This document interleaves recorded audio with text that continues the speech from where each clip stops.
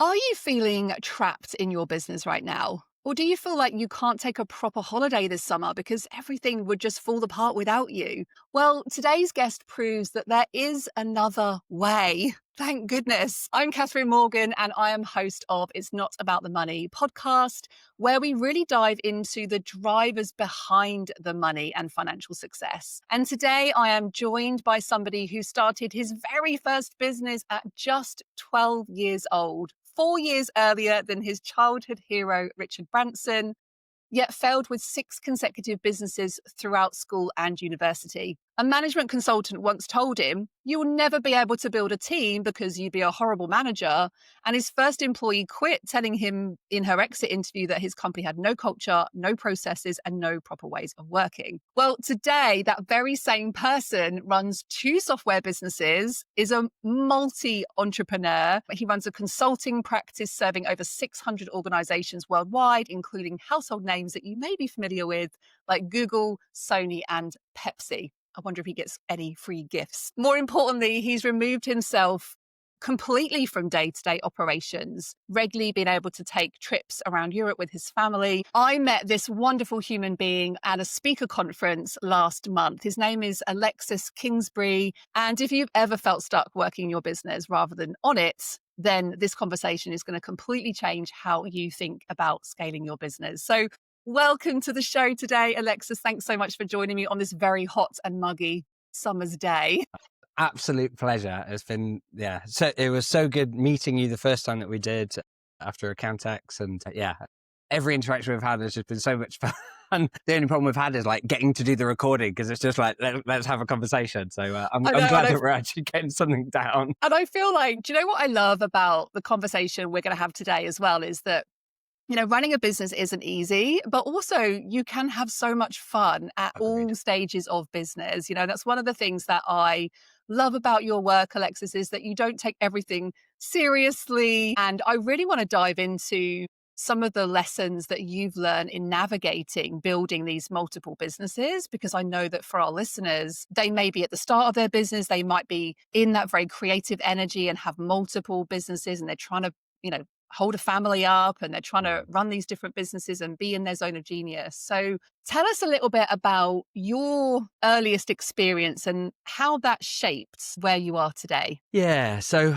as you mentioned in your fantastic introduction, you know, my first business was when I was 12 years old. I always knew that I wanted to build a business or businesses. And I think in one of my earliest sort of visions, if you like, was bigger than Branson was how it was in my head, which is hilarious for many reasons, and embarrassing too. But later on, I came to realize that wasn't even really what I wanted from life, and as a result, my goals changed and so on. But given that early on, I thought, right, I want to build businesses. I like building stuff anyway, you know, stuff out of lemonade bottles and toilet roll tubes and whatever. The idea of building a business that actually does things out there in the world and helps people was really exciting to me. And so I was mortified when I realized I was terrible at it. And so what that looked like, because I often talk about it as failed businesses, but I've never had a bankruptcy, I've not had failed businesses in that sense, but I regard them as failed because what I successfully created was jobs for myself. So each business, like my first one was doing a new local newsletter and going and selling it around the village. I then did things like washing cars and sweeping drives and gardening jobs. I ended up, while at university, I was like selling peripherals like headsets and so on when voice over IP was just starting to grow. I even managed to secure a sort of partnership deal with Skype in their early days. Rest in peace, Skype. So you were the audio guy at uni. Were you known as like the audio guy? No, like I was a geek in every regard. Like one of my other businesses learned how to do databases and started building databases. And so ended up for a local logistics business, building a system where they could have client side databases that then interacted and so on. Like, because it was relatively not early days of internet per se, but I mean, I did have businesses that I tried in the early days of internet, but like there was a lot of challenges around working with warehouses. And so I was building those.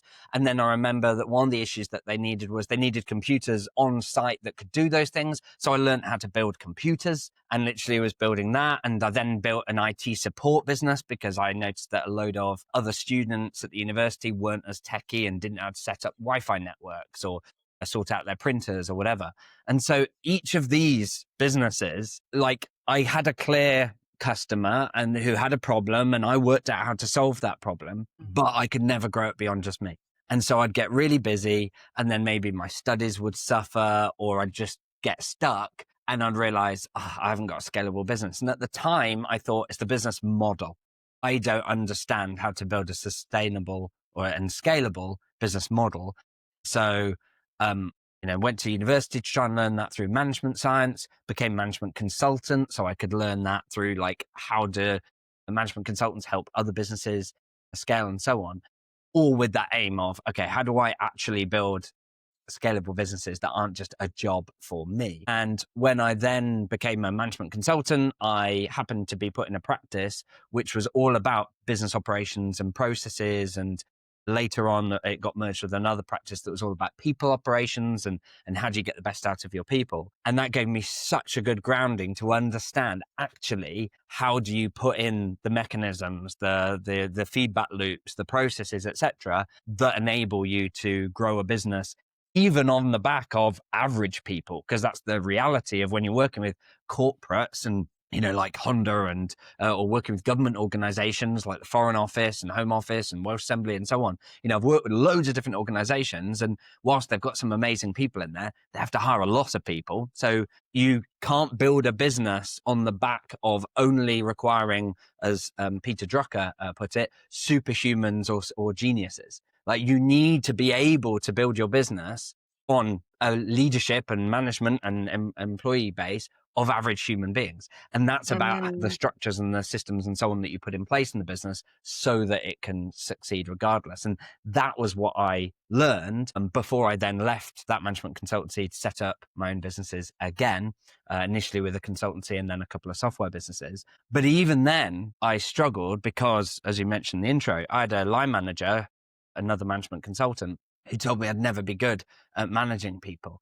And so that, along with other experiences in my life up to that point, made me fearful of hiring, terrified of managing. And as a result, over the subsequent years, as I tried to start building my businesses, despite what I'd learned around people and process, I really shied away from it and continued to struggle, including that example that you shared where I had a team member who left after 11 months and the exit interview, which I'm glad that we had that process in at least, told us that, we hadn't really established a strong culture.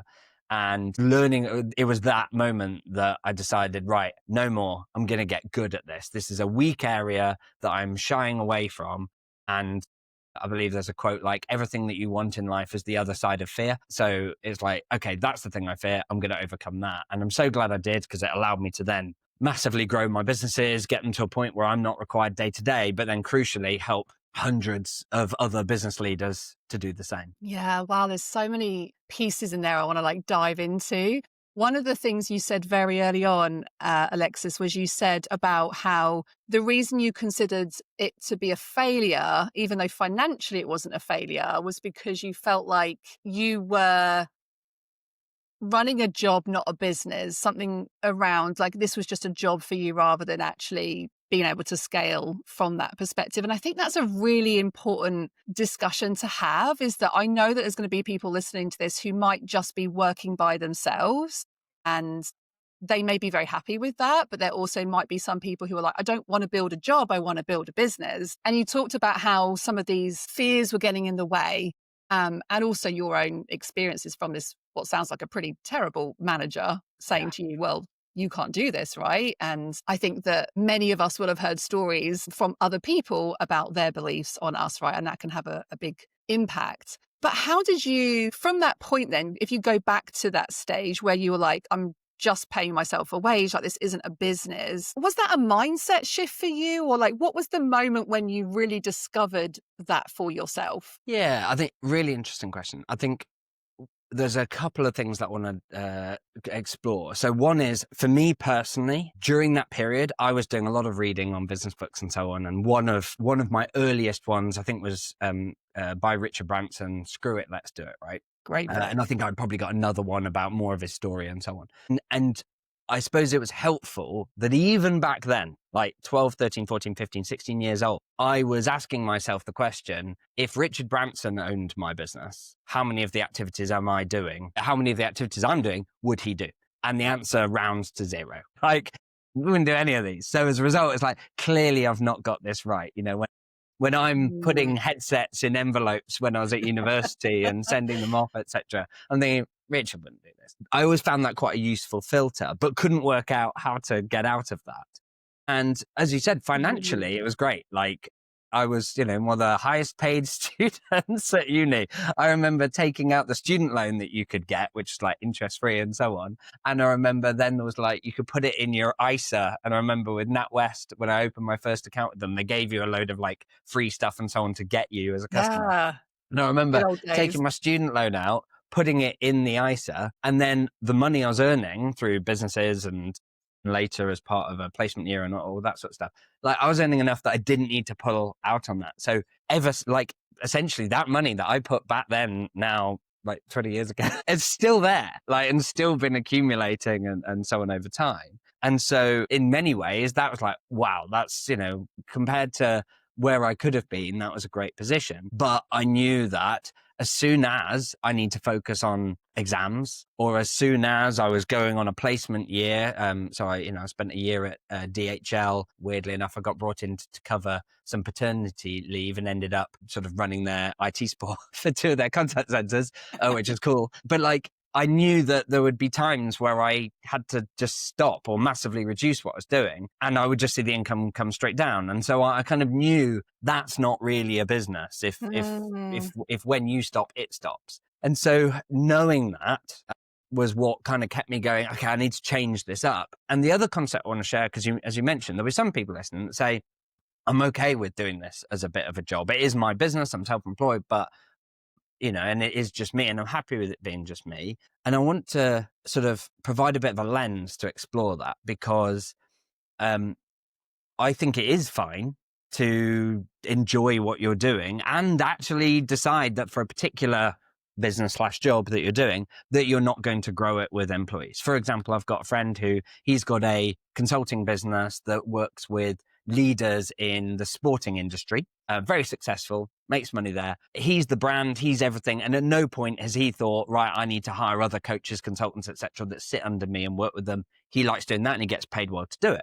And that was always my fear, was if when I first started my management consultancy, am I doing this again? I'm trapped, how am I going to hire? Mm. But what's interesting is I decided, well, what I need to do is start another business. And so that resulted in my first software business, because I saw that as, much more scalable and so on. And we'll come back to that. But what was interesting is he didn't go down that route. What he did is he took the money that he was earning through consulting and put it into property. And because he enjoyed doing that. And so he put it into property, and then he would renovate the property and then rent it out, and then do the same and rent it out, and do the same and rent it out. And after a while, he needed, people to do the cleaning and people to even do the letting. And after a while, even utilizing people who would do the renovations and so on, and the maintenance. I would argue that's the business. That's his business. He is in the business of property flipping and renovation and rental. And now his income from that business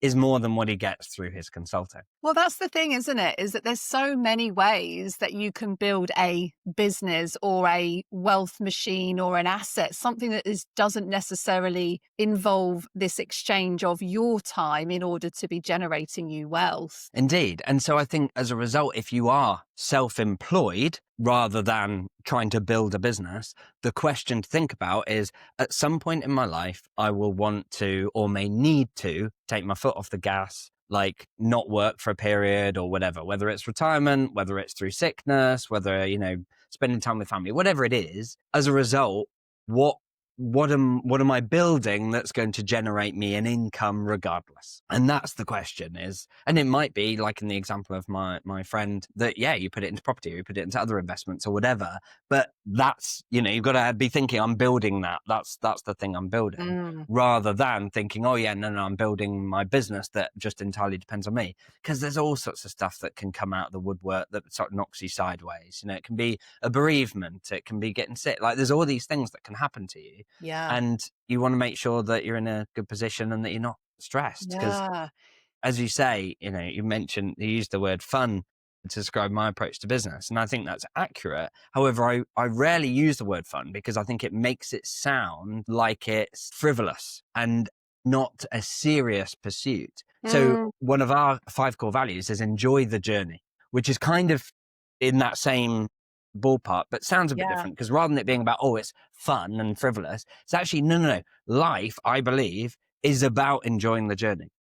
Yeah. I'm sure we've all had moments in our life where in theory we achieve a major milestone, whether it's receiving an award in your industry or hitting a particular financial milestone or, hiring your first person or whatever. And guess what? You hit that milestone and you're already thinking about the next thing.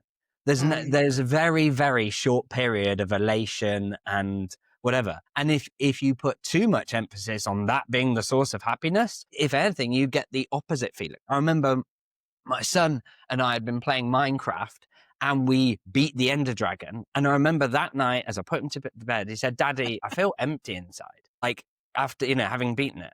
And so we yeah. talked about it and we talked about how that's a natural feeling because he had built up the completion of it as being, I've Mhm. beaten the dragon and now it's over. And so I talked to him about the fact that I don't feel that relating to that. Do you know why? And I explained to him about how for me, it wasn't about beating the Ender Dragon. It was about having fun with him.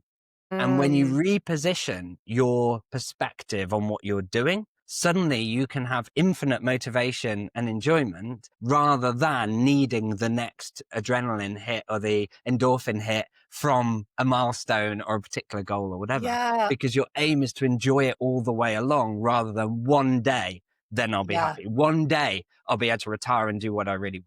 Because the reality, like in industries like the software industry, where I have 2 software products, there's so many software entrepreneurs take investment, etc., run like crazy, get stressed, burn relationships, go through divorces, don't have great relationship with their kids, so that one day it'll all be fine because I'll end up with a multi-million, exit, and then I can do whatever I want.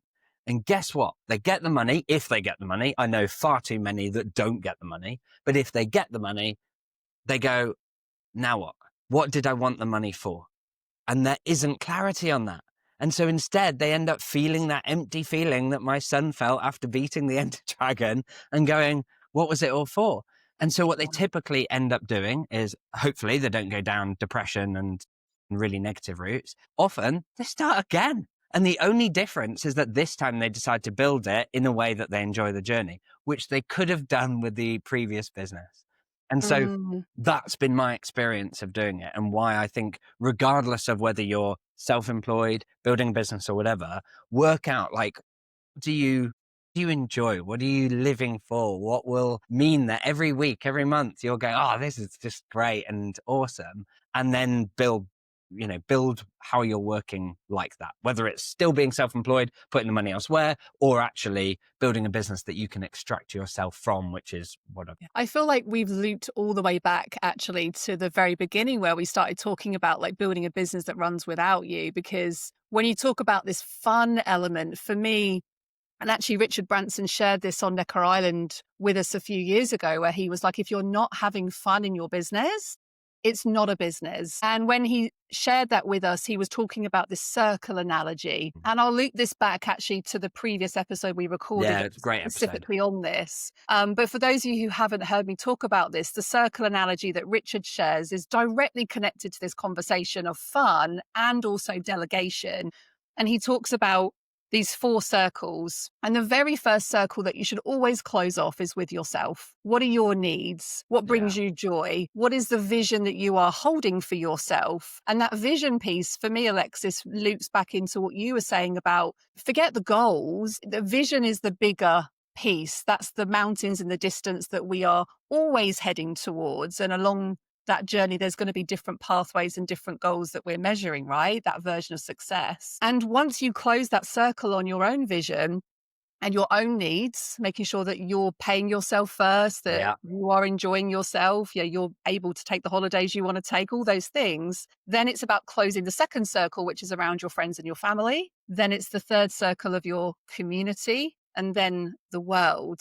And what I loved about, and even when I share it, I get all the vibes, because I'm like, so many people listening to this will feel this responsibility Agreed. to serve the world, and in doing so, forget about serving themselves. And so I wanted to ask you, Alexis, just sharing that with you, going back to this question, like, how do you build a business that runs without you? How do you feel safe to ask for help and go and find other people that can support you? What would be your advice, whether that's 3 things to do or 3 steps or 3 things to consider? Like, what would be your advice sitting where you're sitting now, reflecting on what was holding you back, what could be holding other people back? Brilliant question. So I'll come at it from 2 different angles, because I think depending on how people's brain works, and we're both like ADHD brain and so on, but not everyone is, and so you come at different angles, etc. But one way, which doesn't work for me at all, but I think is still important to understand, and for some people is like the way, is you start top down with actually the paint the vision and where are you going. Because the more that you can blueprint what the business should look like in future, the easier it becomes for you to identify the gaps and then close them. Excuse me. So for example, I remember at a point in my business where I drew the roles and responsibilities that existed in the business and put the names of me and my business partner on them. So even though we're wearing multiple hats. And I remember at a particular mastermind session where one of the other business owners was reviewing essentially my business plan that included it, and said, build that. And it was like, oh, what do you mean? They're like, well, at the moment you've got all the roles and responsibilities. You've worked out what the business has and needs. Now just make it so that your name isn't on those things. Build that. And that gave me such clarity of, okay, I can now see the gaps and what needs to close. So for some people, that's sufficient. For some people, they'll be like, good, I'm not a control freak. I can now just let go. I can just go, okay, it's the right people in the right seats. There's now books I can like see Who, it. Not How, and so on. Yeah, exactly. I can see it. I can just bring people in. Now, the challenge that I struggle with is I go, great, thank you very much. I have learned what I need to do. And so I go and hire that salesperson, let's say, that takes, sales taking up, let's say, 2.5 days a week for me at that point in my business. I'll go hire someone. And the problem that I found is I brought them in and we went through a really rigorous recruitment process to make sure I got an A player who had done £1 million in sales for a similar sort of product the previous year. It's like, brilliant. And I got them in place and I waited weeks, and then I waited months, and they didn't even get the results that I'd been getting. And what I learned, because that was really painful, right? Because it cost a huge amount of money. Like they were, I knew, I'm going to have to invest in this. So we nearly bankrupted the business on the back of that. We had to make redundancies and so on. It set us back another 18 months. But what I learned from that was you need to set people up to succeed. And the truth is that I'd already worked out what works when it came to sales for that product. But I didn't share any of that because I thought, well, I'm not a salesperson. They are. They'll know how to sell it better than me. And so I gave them free rein, thinking, well, it's who, not how. I just need to get the right person in. And what I've learned over and over is actually, no, yes, get great people in, but make it easy for them to succeed. And so the way that you can then approach that from the bottom up is, let's say at the moment you feel completely overwhelmed and stuck in the day-to-day, and you say, Alexis, I'm wearing all these hats. Where do I even start? Like, yeah, okay, sure. There's a vision of one day I'm going to have this amazing business, but where do I even start? I can't imagine letting go of any of these tasks. You start by looking at the tasks that you're doing and saying, where have you already worked out what works? And by that, I mean, if I make this number of calls, or I send these emails, or I go out and do this on social media or whatever, then I know that I'll get this many leads. And then from those leads, I know that what I need to do with them to turn them into calls, and I know what to ask on the call to do a thing. Or maybe it's on the delivery side. Maybe it's that you haven't quite nailed all of the sales process. Be like, once I've got the sale, I know exactly how to deliver incredible value. I do this, and then I do this. Like, where have you already worked out what works? Because you want to be doing more of that, but also take your time off it so that you can work on the next thing. And to some extent, I'd argue your job as an entrepreneur, as that business owner, is oscillating between those two states. It's working out what works. Like what, in your previous episode, you were talking about, like, what's the one target market, the one problem, the one offer, etc. What is that target market? Have you identified it? Have you confirmed that that's the right fit? Have you worked out how to describe the problem in words that mean that they go, oh my God, you explain the problem even better than I can do? How do you then describe the solution that means they go, yes, I want that? How do you present that in an offer that makes it easy to say yes? Like each of those things is a assumption and a thing you need to learn, that you need to work out. But once you've worked it out, what you don't want to do is then go, great, now work on another target market, another product, and let that slip, because you need to be now doing what works. But equally, you don't want to be stuck doing what works, that second state, to the point that you can never grow. Because if you're the one doing all the doing, like I was in my early businesses, you can't grow it beyond just you. So you have to oscillate between the states. You have to work out what works, get to a point that does work, get someone else doing it, and then that frees you up with more time to work out what else works, what other marketing channel, what other product, whatever. Now, the challenge for me and many entrepreneurs is, how do you get people doing what works consistently without you having to jump back on it because they haven't done it the right way, that they've made mistakes, that they've dropped balls, etc. And I break this into 3 stages. The first stage is, how do you make delegation super easy, save you loads of time, and doesn't end up full of regret because you're just thinking, I could have done this better myself. The second is then, okay, once you've got a series of those sorts of specific tasks, processes, etc., how do you then get to a point that you can onboard someone into a role that's a collection of those without you having to spoon feed them? Because if you have to spoon feed someone through the onboarding, you'll hold back from hiring when you're busy, because you'll say, well, I can't possibly hire someone right now. I'm so busy, I won't be able to train them. It's like, no, you're busy, so you need to hire someone, and therefore we need to make training really easy and semi-automatic. And there's a way that I can talk about how you do that. And then the third bit is, how do you make management easy?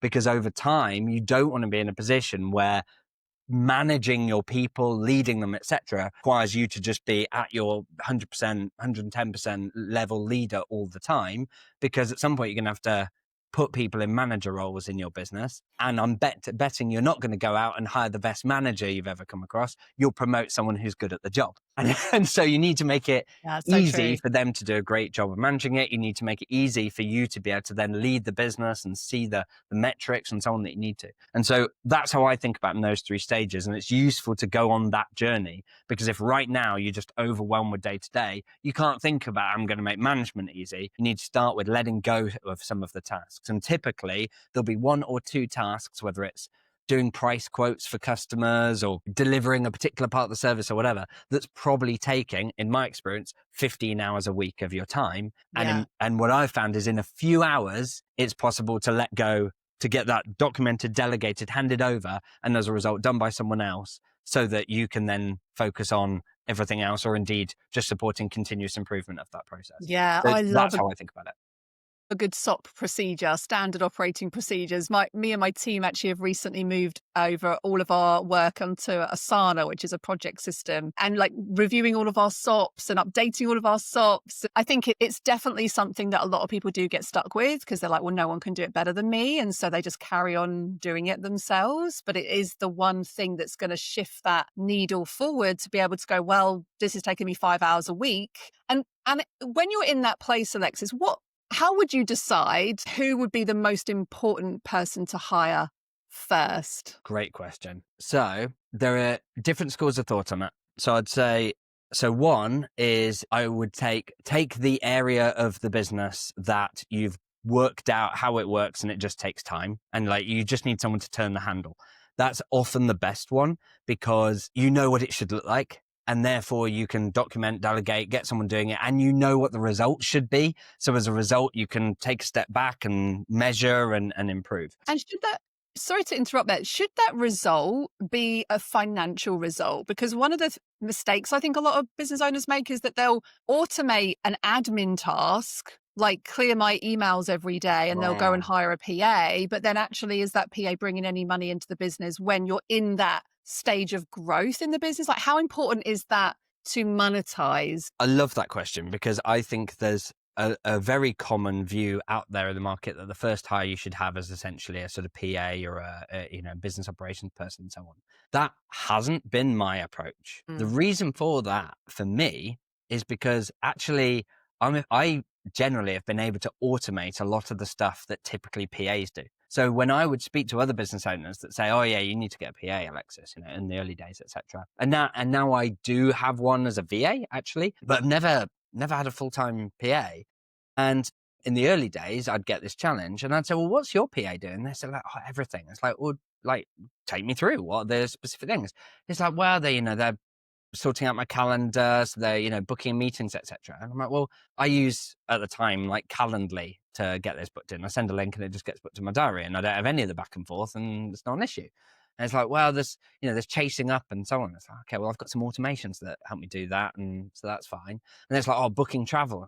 Yeah, I've tried that with a VA and actually found that I'm as fast to research because whatever my view Yeah, on where I want to I'm the stay and same. I so on. can never outsource my flight booking. I'm too precious about the Exactly. research of that. And I just find it ends up slow because it's that back and forth. And I've Yeah, actually found that with the increase of technology, both automation and now AI, yeah. increasingly you get to a point where I'm so fast at doing those things. But often the difference is they are often one-off tasks. And that's the key, is often when people are talking about those PA type roles, they're talking about one-off tasks that I find so quick to do that's fine. Whereas it's the repeated ones. It's the sending out a quote that you need to do a few every week and they take a bit of time to do. And it's, pretty much urgent because as soon as it comes in, it needs a response. It's the support queries. It's the delivery of your service. It's the prospecting, the things that actually have a very common set of things that you need to do. And you just need to repeat over and over. That's not the same as for me. I don't do that much travel these days. And so there's not a standard set to that. Like how I do it Yeah. will vary a lot and it's as quick for me to do the research. And so So that's why I say, don't yeah, necessarily hire an admin ops person, is that yeah. what you're saying there? And so it might still be that you hire an admin or ops person, but I would be advocating for taking recurring processes that that need to be done on a regular basis that you haven't automated or don't make sense to automate. And as a result, but you just need someone to turn the handle on it and you need to let go of it. I think there's another school of thought that says delegate what you don't enjoy. So on my podcast on De-Stress Your Business, I interviewed, it's an interview with Jason Greystone, in which we talked about actually, if you want to enjoy work, just keep on delegating the stuff you don't enjoy. And you can literally just create a load of tasks of the things that you're going to do over the course of the next week, and then just highlight all the ones that actually you're not going to enjoy, work out how to delegate those first, which is another interesting perspective.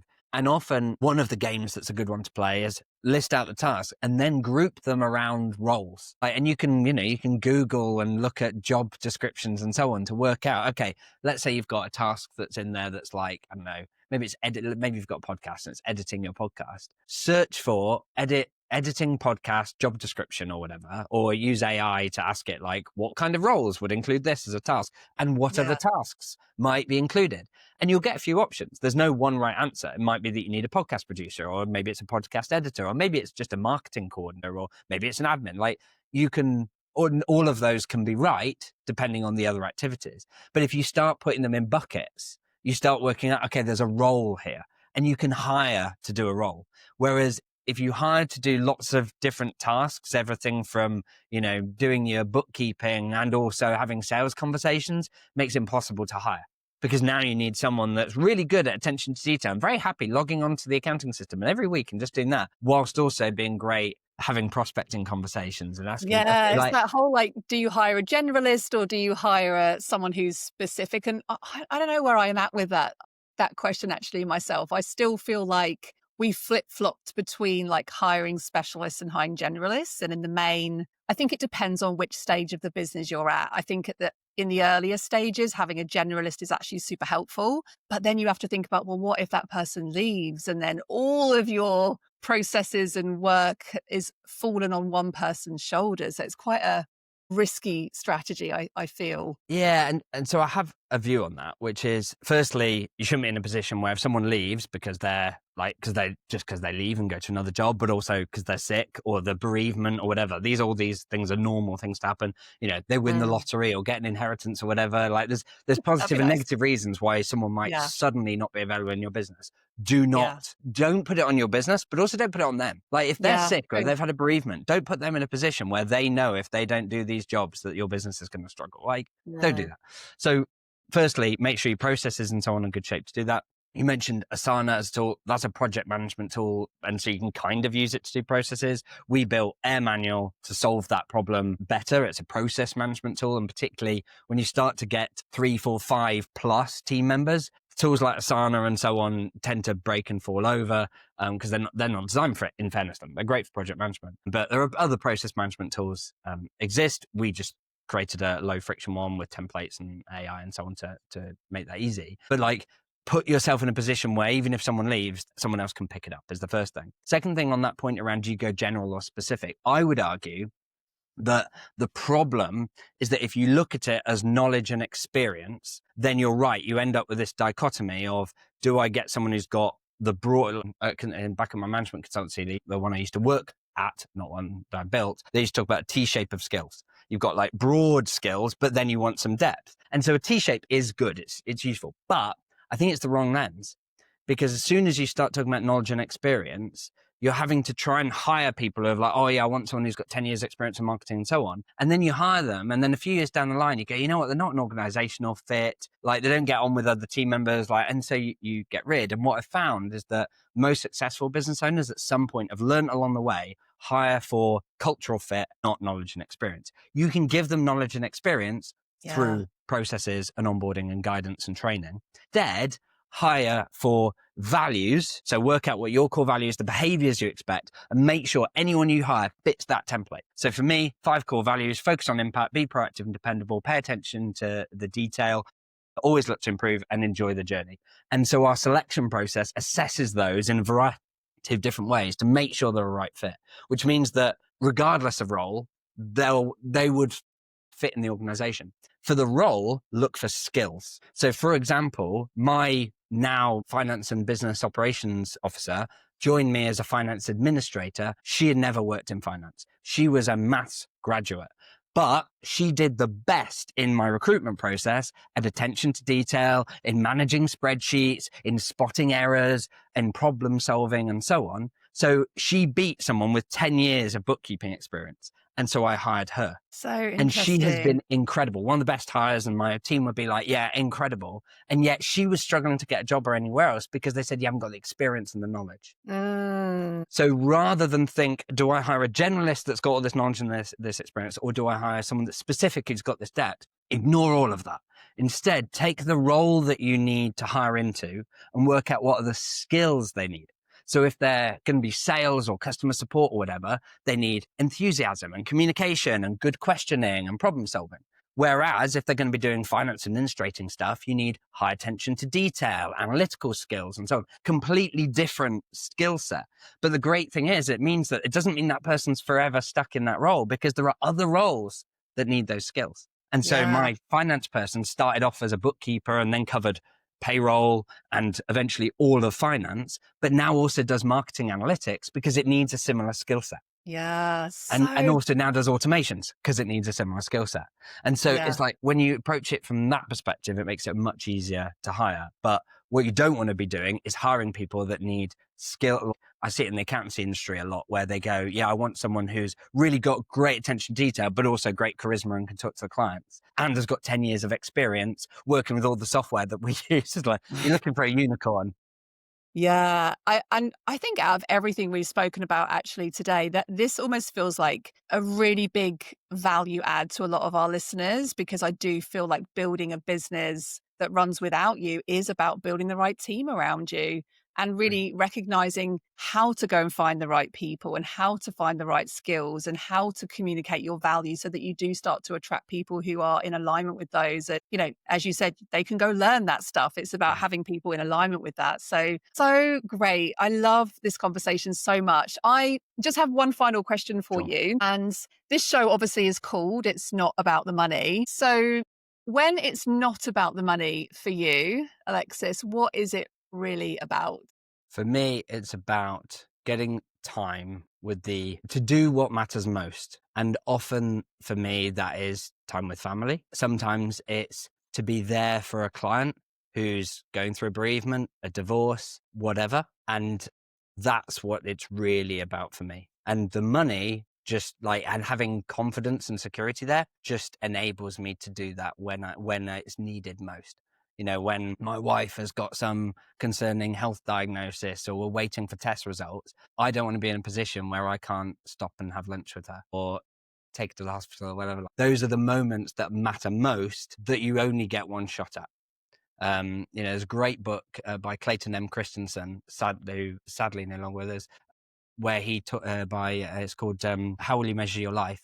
And in it, he talks about how different parts of your life are like juggling balls, but the work ball is like rubber. It will always come back. And actually, I'd go further to say, time-wise, there's also infinite things you can do work-wise to build your business. Family, friends, etc. There's not an infinite amount of time you need to spend with them. Your partner will get fed up if you follow them around all day. But the ball, that juggling ball, is ceramic. You can drop it and it may not break, but it may be damaged or scratched. And so you have to think about what are those aspects of your life and how they matter and how you need to manage them. So that's what it's about for me, is building a business that doesn't depend on you, not because you don't care about the business. I care deeply about what we do with our businesses and how it impacts people's lives, but I don't want it to be in a position where it falls over if I've got a problem in my life, and I want to be in a position where I can do the right thing.